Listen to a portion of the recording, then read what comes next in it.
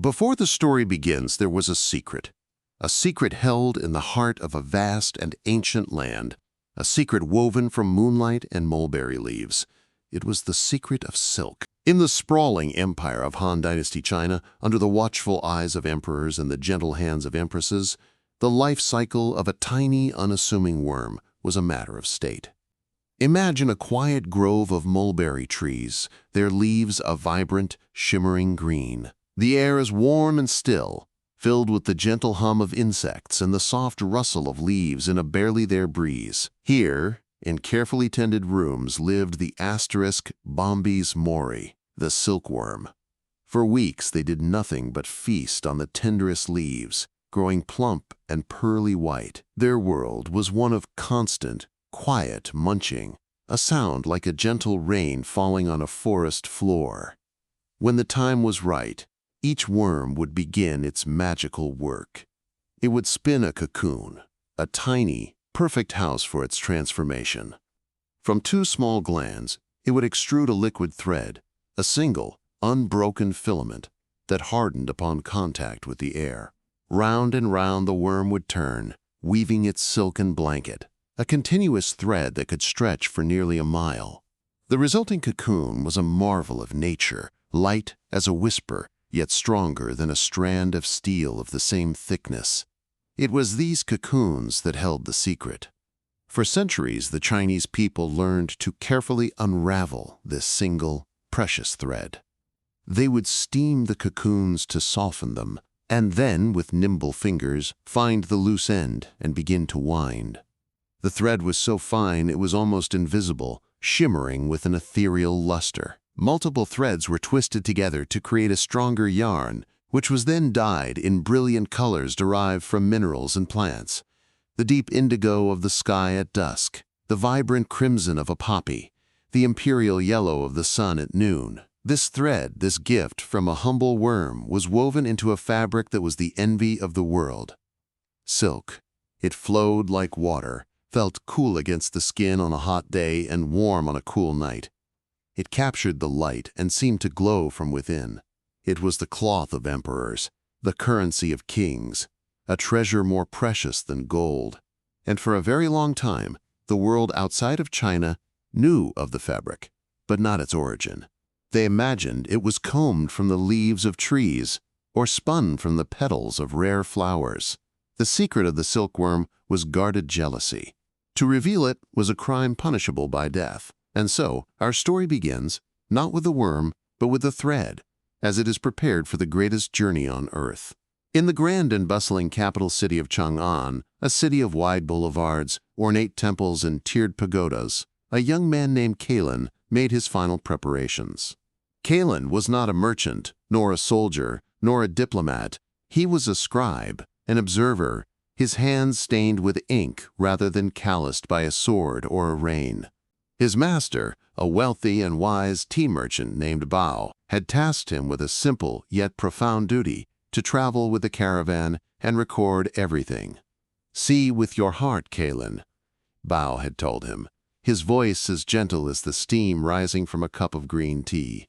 "Write down the color of the sky at dawn in the desert. Note the sound of a language you do not understand. Capture the taste of a fruit you have never seen.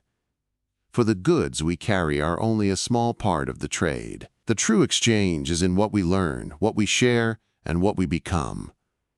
The caravan was a living, breathing creature assembled in the sprawling western market of Chang'an. It was called the Caravan of Whispering Sands.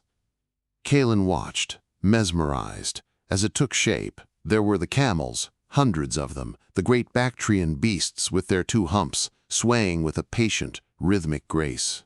They grumbled and groaned as their loads were strapped to their backs, their long-lashed eyes seeming to hold the wisdom of 1,000 journeys. Their bells, small bronze ornaments hanging from their harnesses, created a constant, soft and melodic chime, a sound that would become the heartbeat of the months to come. The air was thick with a symphony of smells.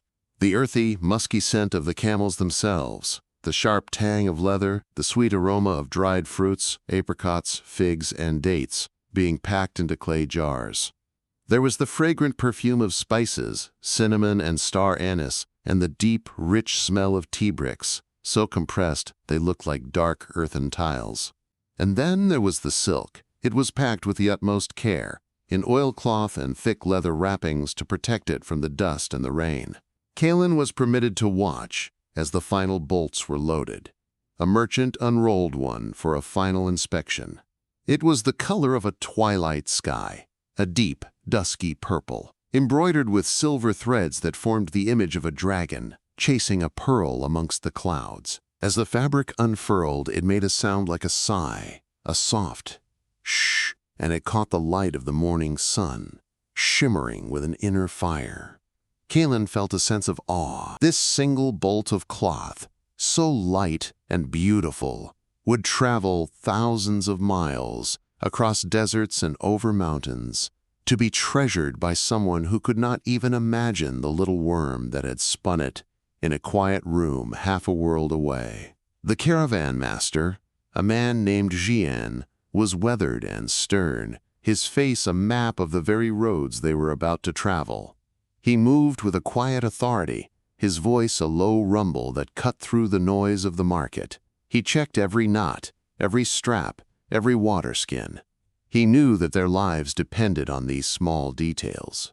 As the sun began to climb higher, casting long shadows across the city, the time for departure came. A great gong sounded from the city gate, its deep, resonant tone washing over the crowd. Families and merchants gathered to say their farewells. Kalin felt a pang of nervousness, a fluttering in his stomach. He was leaving behind everything he had ever known. He looked at the familiar curve of the pagoda roofs, the weeping willows that lined the canals, and felt a quiet sadness. But then he looked west, towards the endless horizon, and a feeling of wonder took its place. Jean gave the signal. The lead camel, adorned with a red tassel, let out a low groan and rose to its feet. First its hind legs, then its front. One by one, the other camels followed suit, a wave of motion rippling through the caravan. The chiming of the bells grew louder, more unified, finding a common rhythm. The great wooden gates of Chang'an groaned open, and the caravan of whispering sands began to move. They passed through the gate, leaving the familiar hum of the city behind them. The sounds of the market faded, replaced by the soft plodding of hundreds of padded camel feet on the dusty road, and the gentle, ever-present music of the bells. Kalin, riding his own camel near the back of the train, looked back one last time at the city walls, a formidable gray line against the green fields. Then he turned his face to the west, towards the unknown, and took a deep breath. The air already smelled different. It smelled of dust, of distance, and of adventure. The journey had begun. The first part of their journey was through the Hexi corridor, a long, narrow passageway of fertile land squeezed between the towering Kilian Mountains to the south and the harsh Gobi Desert to the north. For weeks they traveled within sight of the Great Wall, a slumbering stone dragon that snaked its way across the landscape. In some places it was a mighty structure of brick and stone with imposing watchtowers. In others it was a more humble rampart of packed earth, slowly being reclaimed by the wind and the sand. It was their silent companion, a constant reminder of the empire they were leaving behind. The days fell into a soothing, predictable rhythm. They would rise before dawn, when the air was cool and the stars were still bright in the inky sky. A simple breakfast of millet porridge and hot tea would be shared around a crackling fire. Then, as the first light of the sun painted the eastern horizon in shades of rose and gold, they would set out. The movement of the camel was a gentle, rolling sway, like being on a ship at sea. At first, Kalin found it unsettling, but soon his body adapted to the rhythm, and it became as natural as breathing. He would let his mind drift, watching the landscape slowly transform.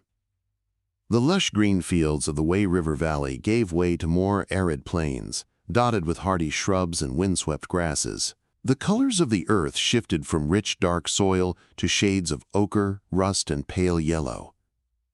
The sun would climb high in the sky, a brilliant, hot orb. The heat would shimmer above the ground, creating mirages of water on the horizon. The caravan would slow its pace, the men wrapping their faces in cloth to protect them from the dust and the sun. The only sounds were the plodding of the camels, the chime of the bells, and the whisper of the wind. It was a time of quiet contemplation. Kalen would often close his eyes and just listen, letting the sounds of the journey wash over him, a lullaby of movement and distance. In the late afternoon, as the sun began to dip towards the western mountains, Jian would find a suitable place to make camp, usually near a small oasis or a stream fed by the mountain snows. The camels would be unloaded and allowed to drink and graze, tents would be pitched, and fires would be lit. The smell of cooking food, lentil stew, flatbreads baked on hot stones would fill the air. This was Kalen's favorite time of day. The harshness of the sun would soften into a gentle, golden glow. The sky would put on a spectacular display of color, from fiery orange and deep purple to the softest pink and lavender. As darkness fell, the stars would emerge. Out here, away from the lights of any city, the night sky was a breathtaking spectacle. The Milky Way was a thick, shimmering river of light, and the constellations were so bright they seemed close enough to touch. The men would gather around the fires, their faces illuminated by the dancing flames.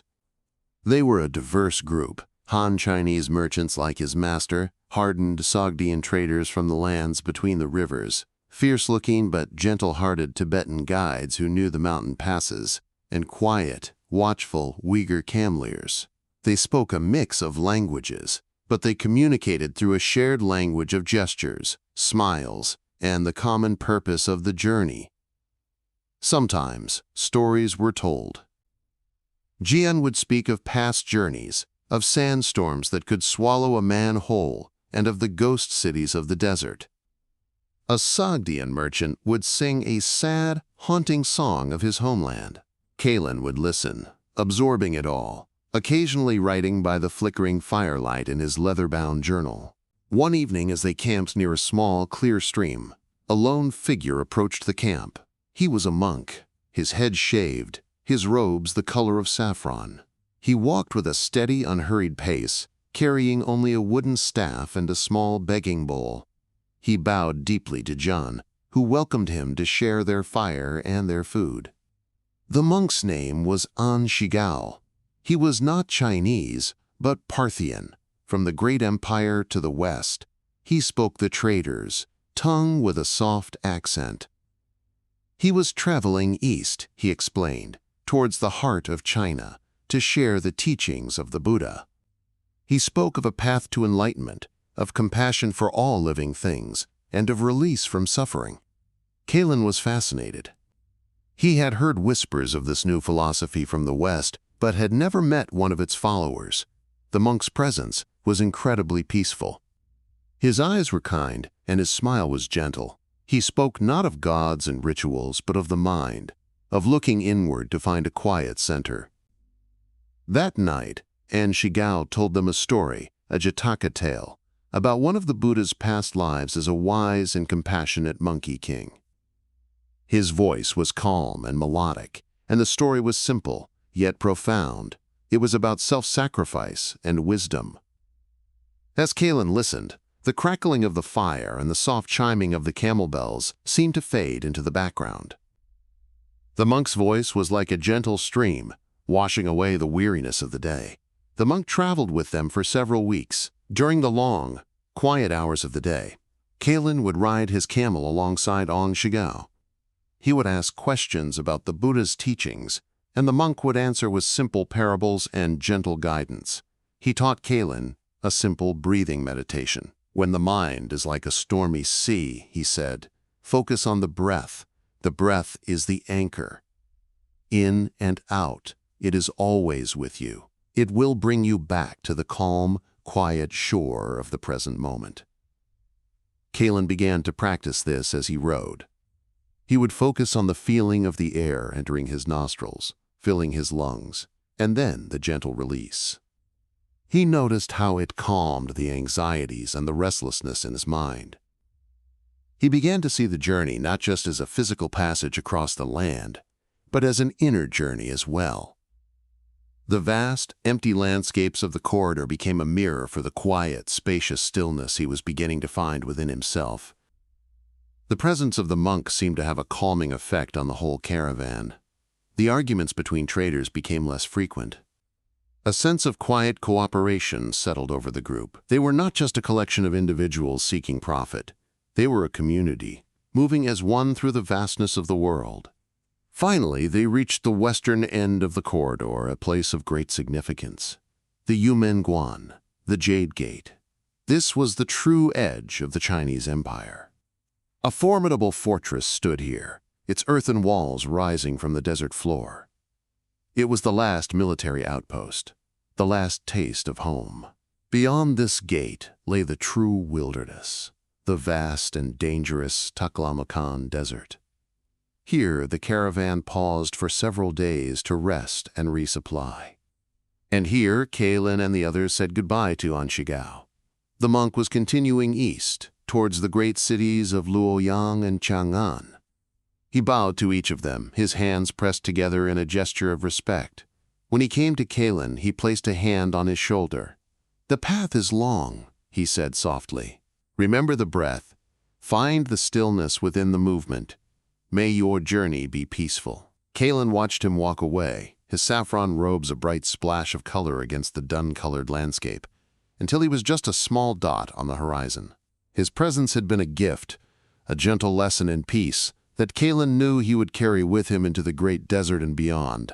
Before them lay the next great gateway, Dunhuang. It was not a fortress, but a jewel, an oasis city, thriving on the very edge of the vast desert.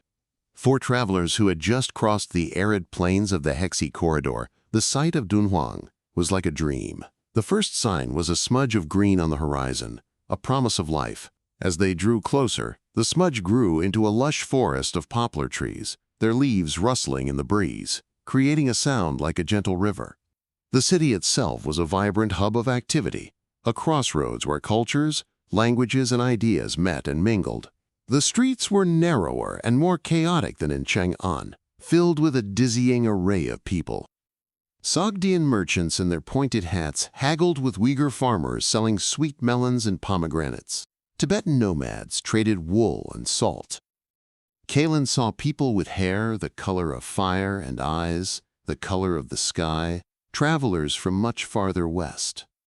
The air was a rich tapestry of smells, roasting lamb, baking bread, the sweet perfume of oasis flowers, and the ever-present scent of camel and dust. The caravan of Whispering Sands rested in Dunhuang for over a week, a necessary pause to prepare for the most arduous leg of their journey, the crossing of the Taklamakan Desert, a place whose name was whispered to mean, "He who enters does not come out." They needed to replenish their water, trade for fresh supplies, and allow the camels to regain their strength. But for Kalen, the true treasure of Dunhuang lay just outside the city, at a place called the Mogao Caves, the Caves of 1,000 Buddhas. Following the advice of the monk An Shigao, Kalen took a day to visit this sacred site. A local guide led him to a cliff face that was honeycombed with hundreds of caves, carved by hand out of the soft rock over centuries. From the outside, it was an impressive but stark sight. But when the guide opened the heavy wooden door to the first cave and held up a flickering oil lamp, Kalen gasped. The darkness inside was alive with color. Every inch of the walls and ceiling was covered in magnificent murals. The lamplight danced across scenes from the life of the Buddha, of celestial beings called Apsaras *, flying through the heavens with trailing silk ribbons, of serene, smiling bodhisattvas, and of Jataka tales, like the one Anshigao had told. The colors were as vibrant as if they had been painted yesterday. Lapis lazuli blue from the mountains of Afghanistan, malachite green from the Persian hills, fiery cinnabar red from their own homeland. In the center of the cave stood a statue of the Buddha, his face a mask of profound peace, his hand raised in a gesture of reassurance. The air in the cave was cool and still, carrying the faint, dry scent of ancient dust and pigment. It was utterly silent, a sanctuary from the noise of the world outside. Kalen felt as though he had stepped out of time. He moved from cave to cave, each one a unique universe of art and devotion.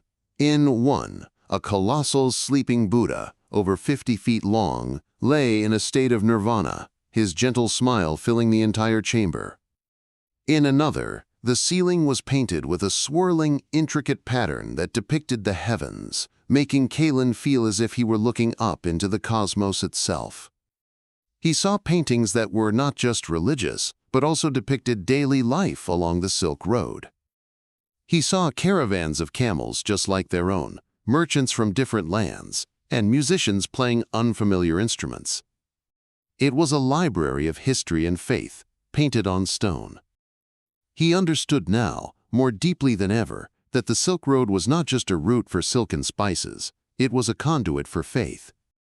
The art in these caves was a fusion of Indian, Persian, and Chinese styles, a visual representation of the cultural exchange that was happening every day in the markets of Dunhuang.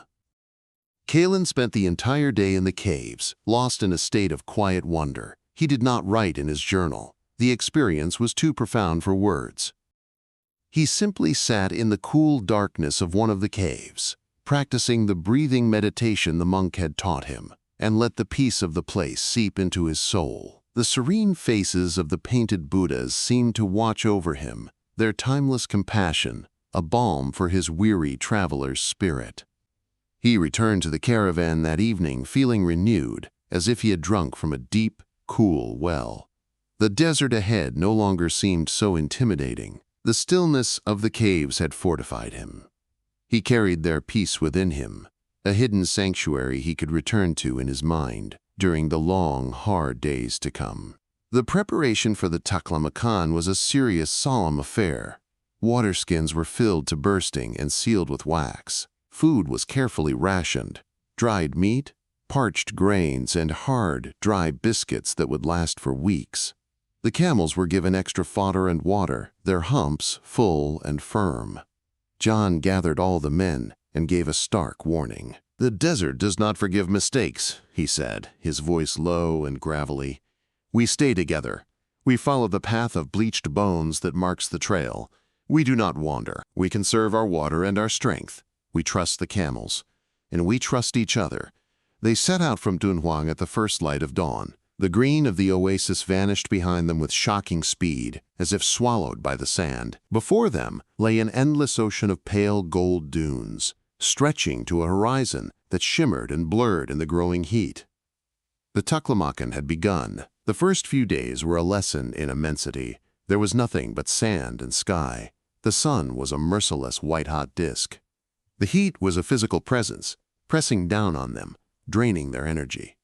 The world was bleached of color, reduced to shades of yellow, beige, and the brilliant, piercing blue of the sky.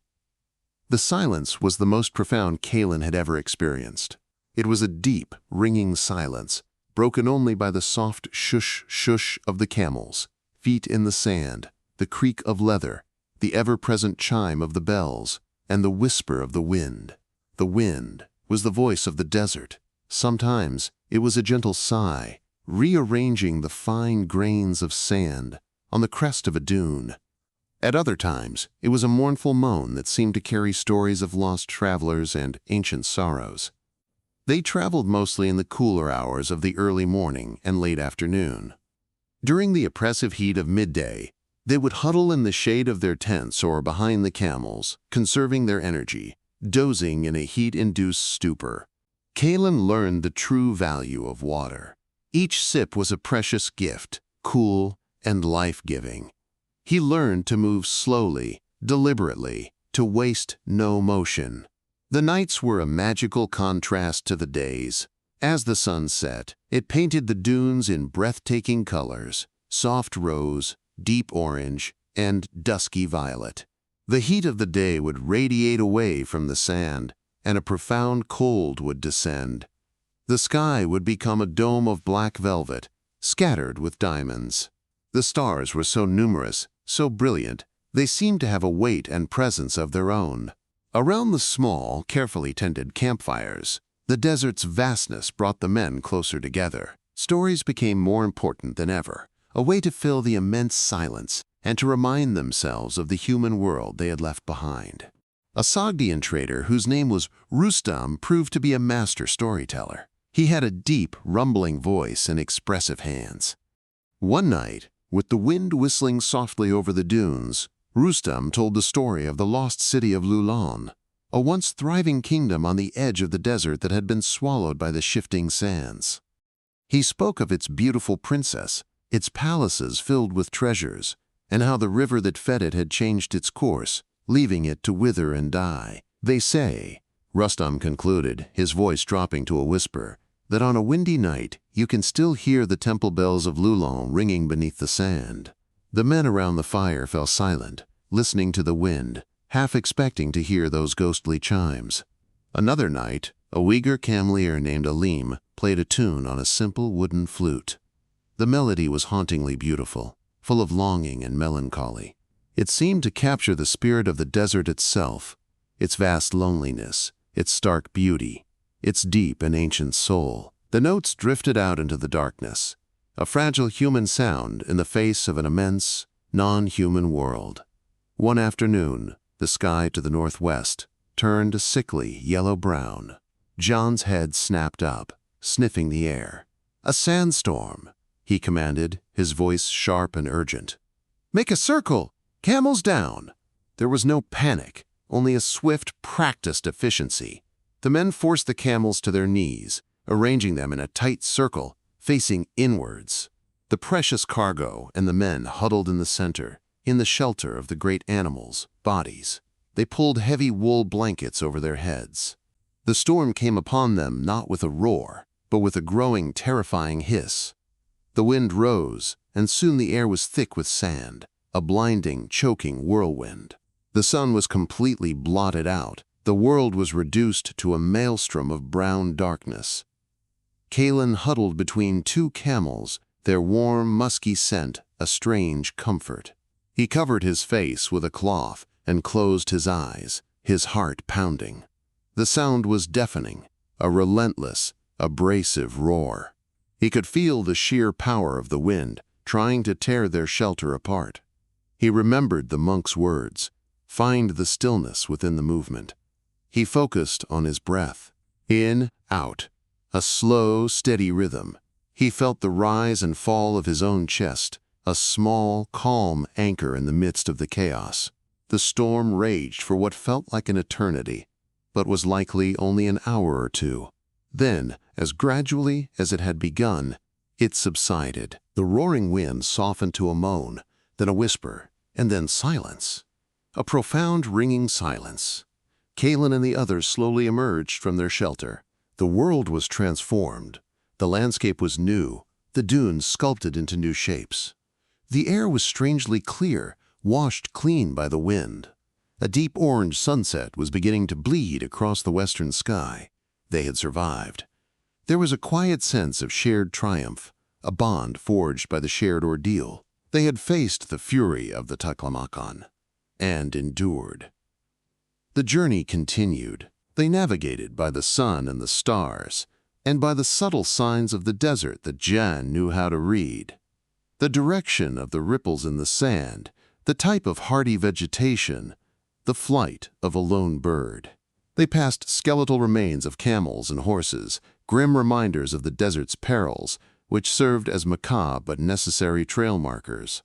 After what felt like a lifetime but was in fact just over a month, Kalen saw it, a dark line on the northwestern horizon. At first, he thought it was a cloud or a mirage, but the line did not move. It grew larger, darker, more solid with each passing day. It was not a cloud, it was a mountain range, the Pamirs, the roof of the world.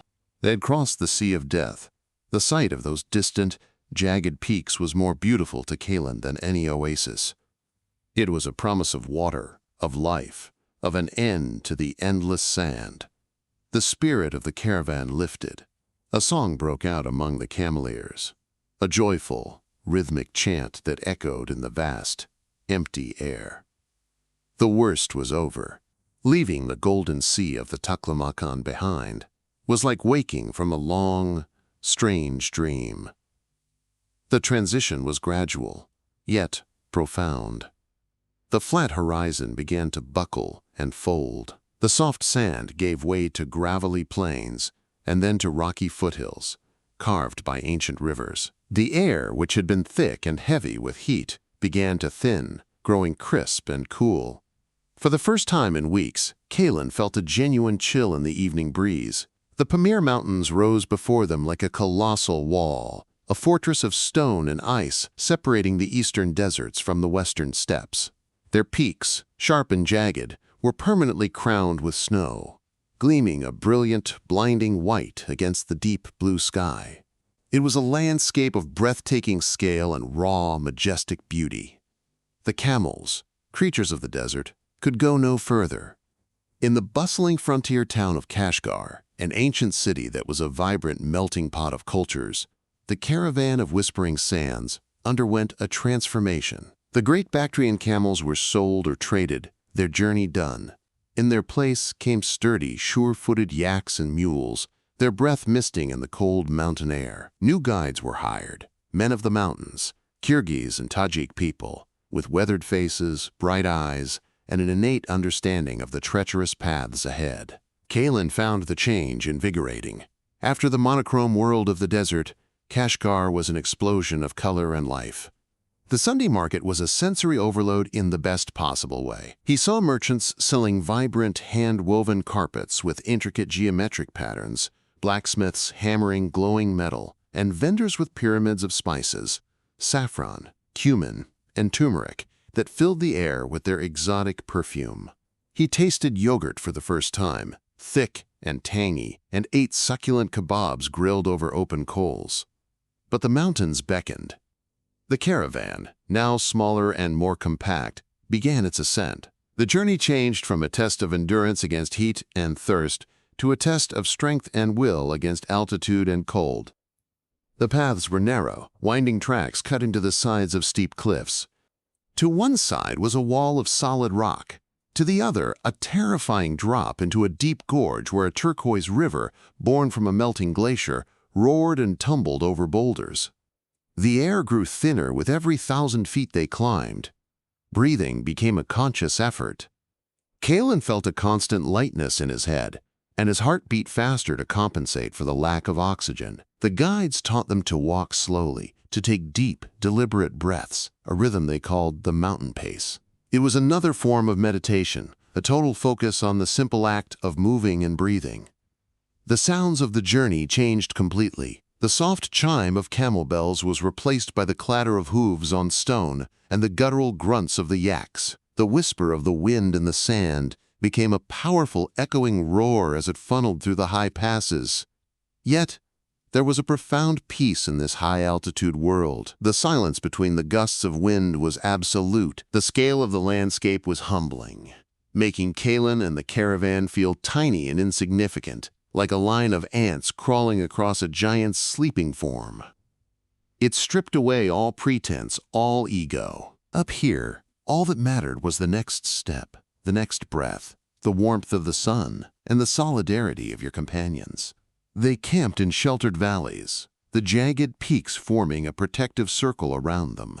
The campfires burned brighter in the thin air, and the flames danced with a wild intensity. The nights were achingly cold, but the sky was a wonder Kalen could never have imagined. The stars were not just bright. They were fierce, glittering points of ice in the blackness. So close it felt as if he could reach out and shatter them with his fingertips. The moon cast sharp, clear shadows, painting the snow-covered peaks in an ethereal silver light. One day, as they navigated a particularly high pass, they saw a golden eagle soaring on the thermal currents.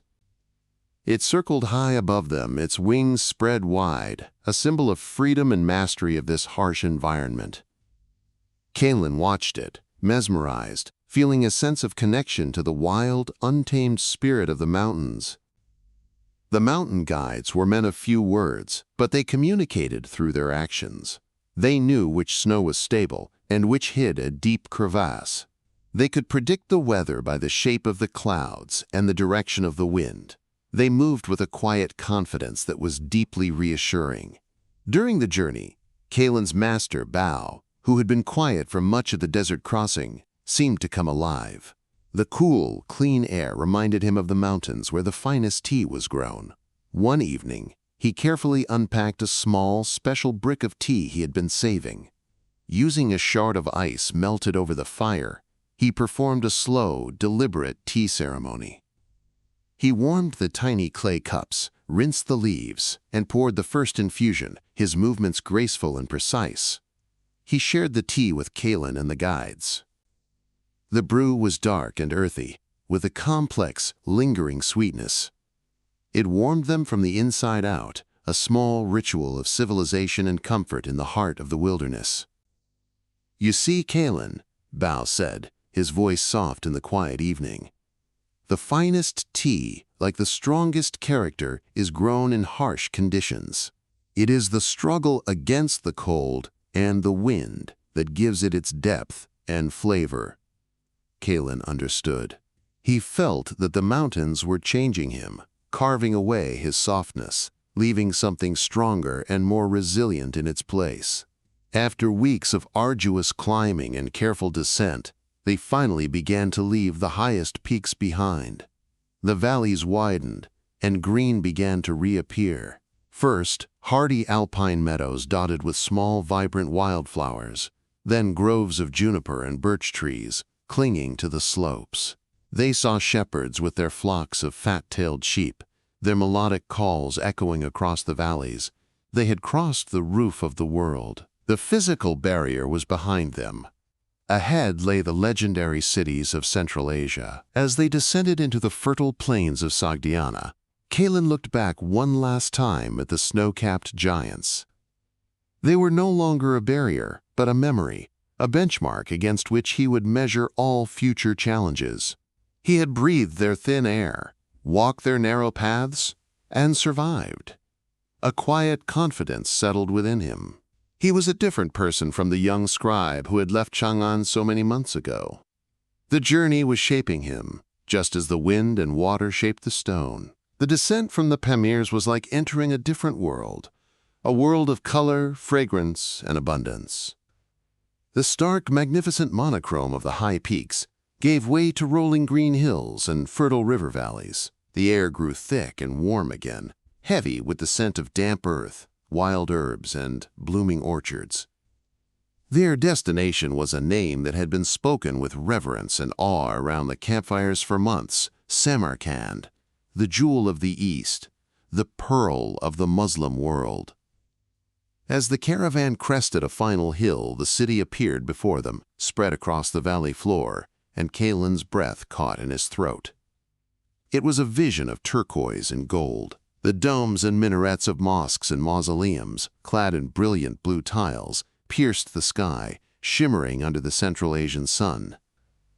Surrounding the city were lush gardens and orchards, a sea of green from which the magnificent buildings rose like islands of divine artistry. Entering Samarkand was an even more overwhelming experience than Dunhuang.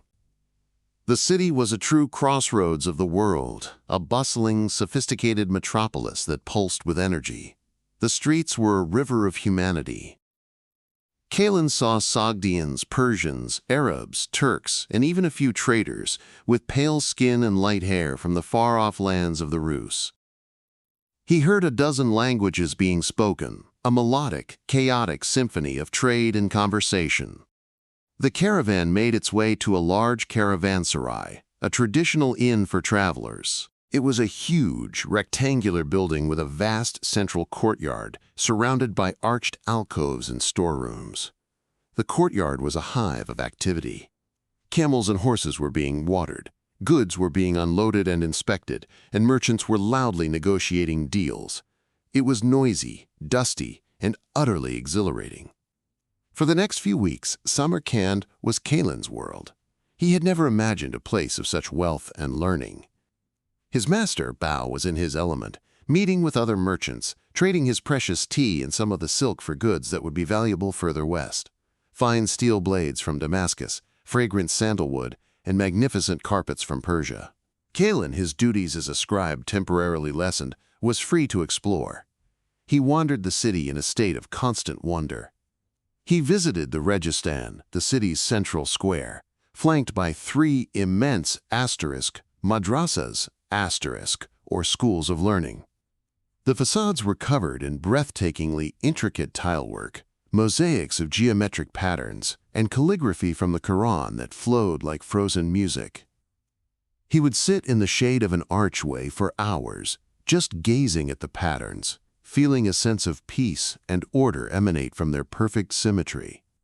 He ventured into the Grand Bazaar, a labyrinth of covered alleyways, each dedicated to a different craft. The air was a heady mix of 1,000 scents.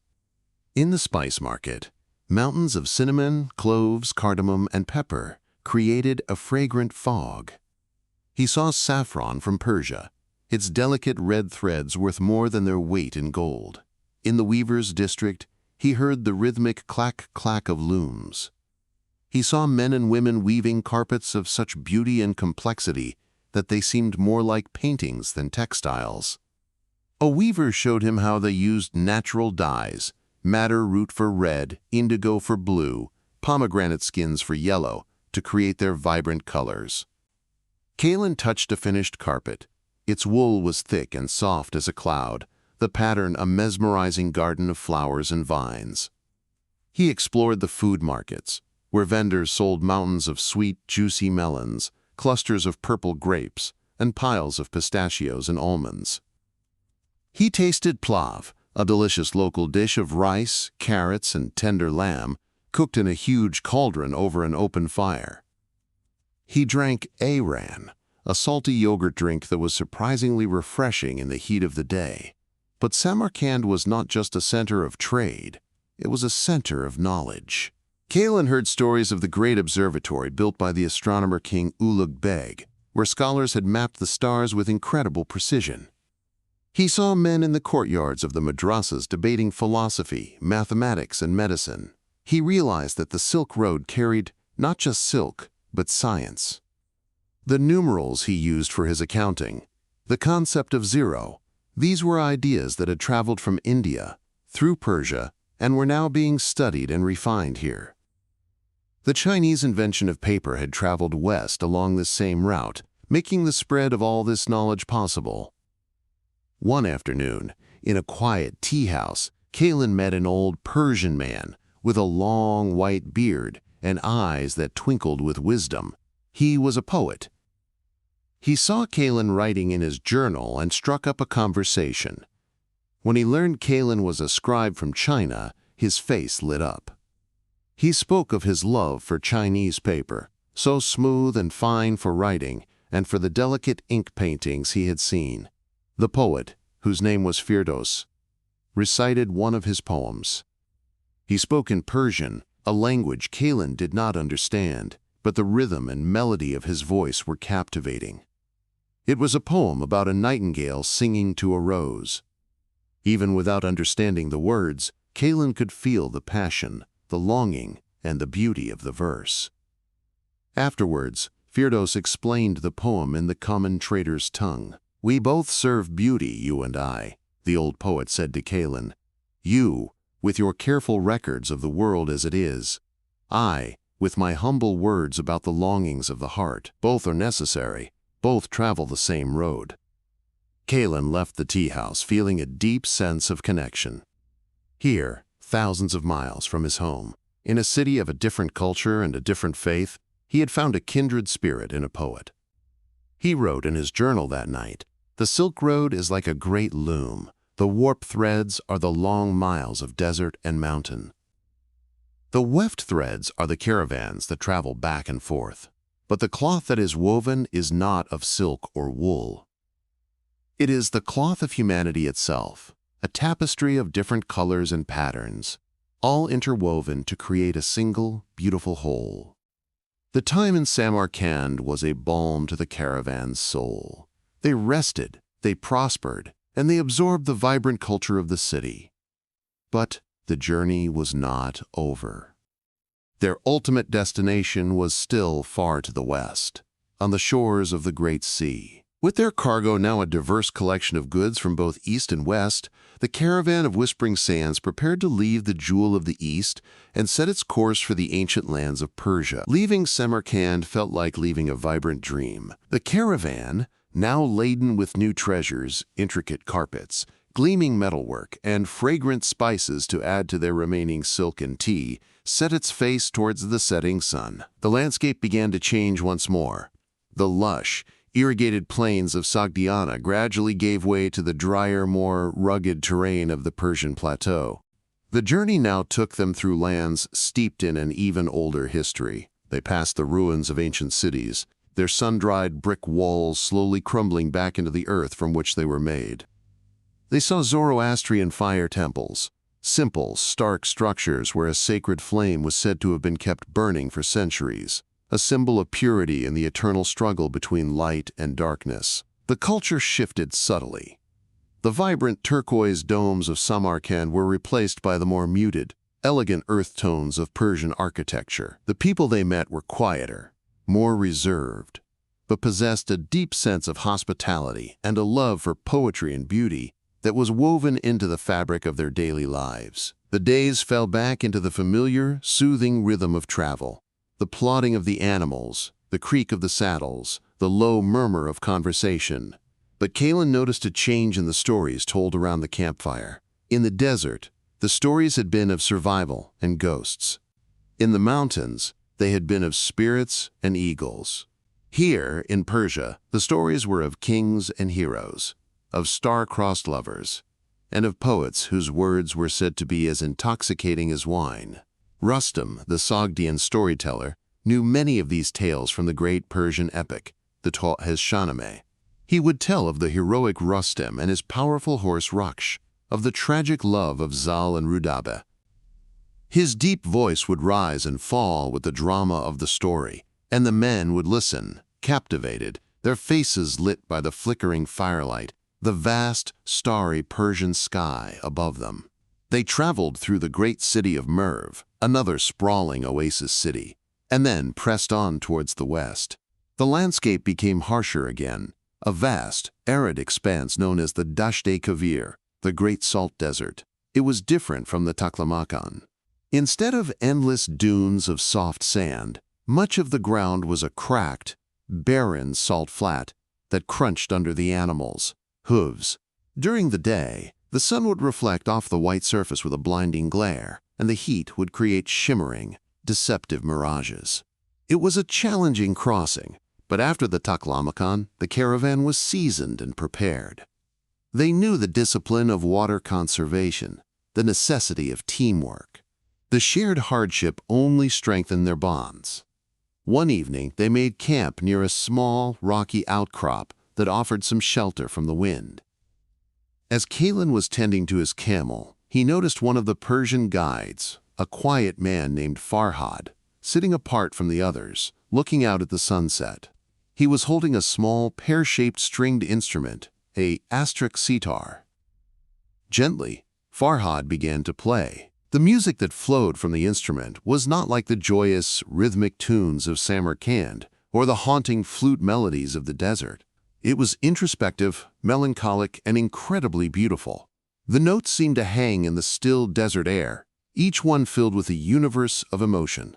It was a music of deep longing, of love and loss, of the beauty of a fleeting moment. Kalen sat down quietly nearby, not wanting to disturb the musician. He closed his eyes and just listened. The music spoke a language that transcended words.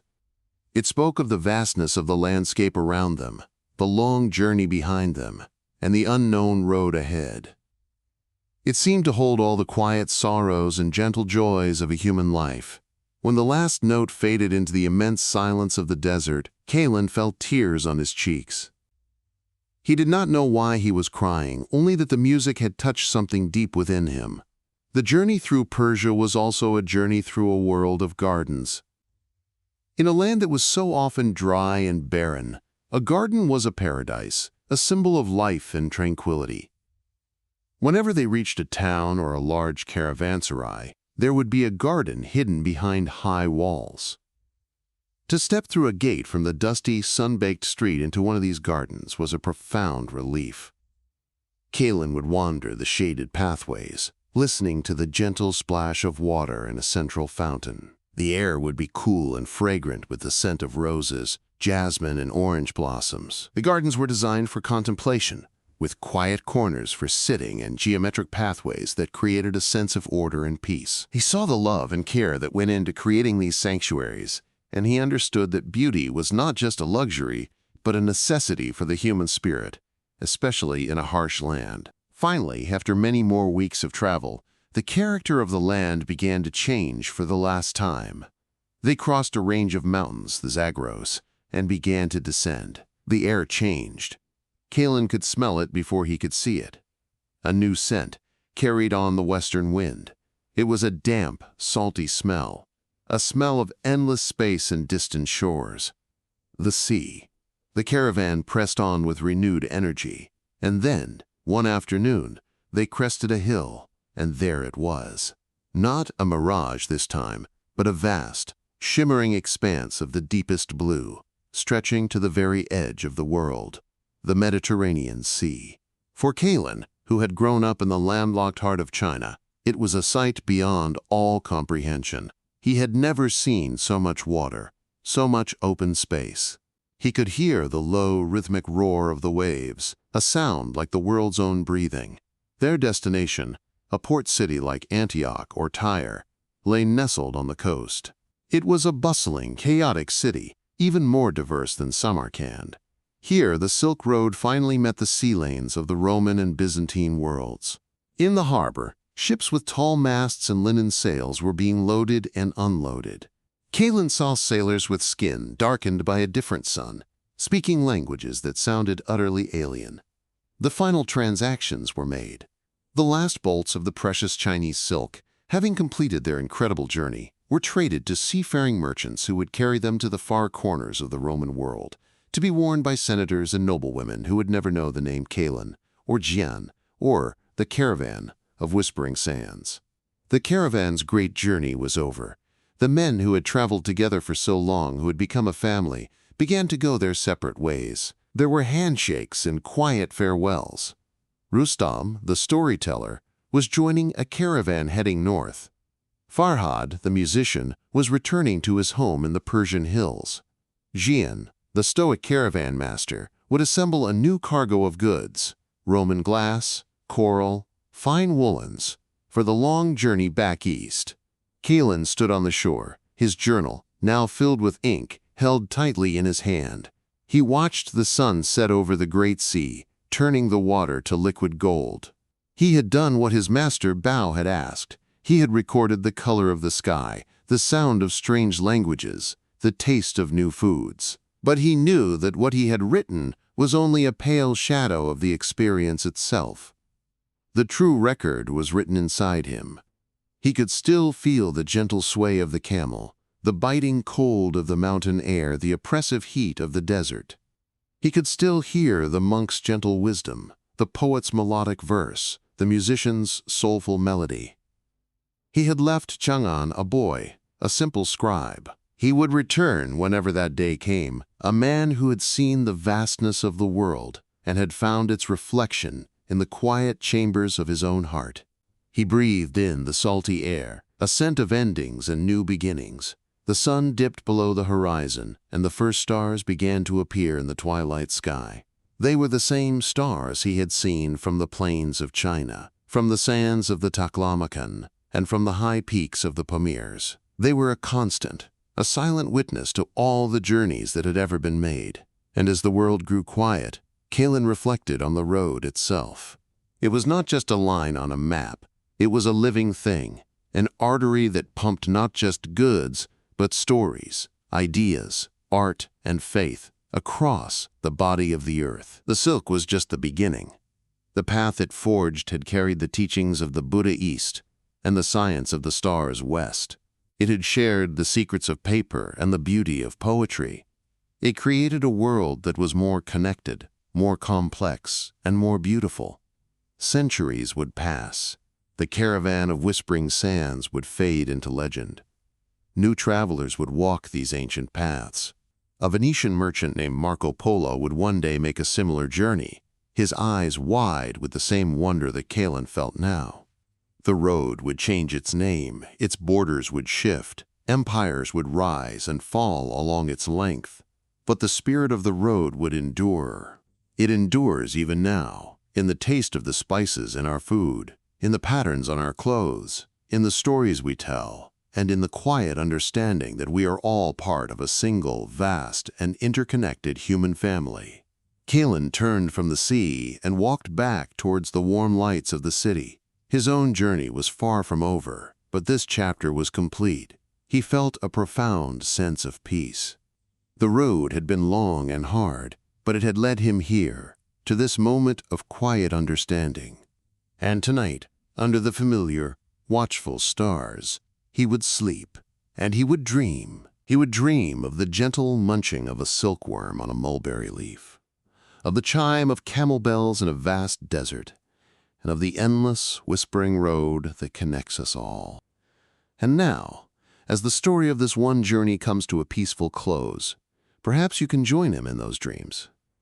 Let the gentle rhythm of the caravan carry you now, across the landscapes of your own imagination, into a deep and restful sleep. Good night.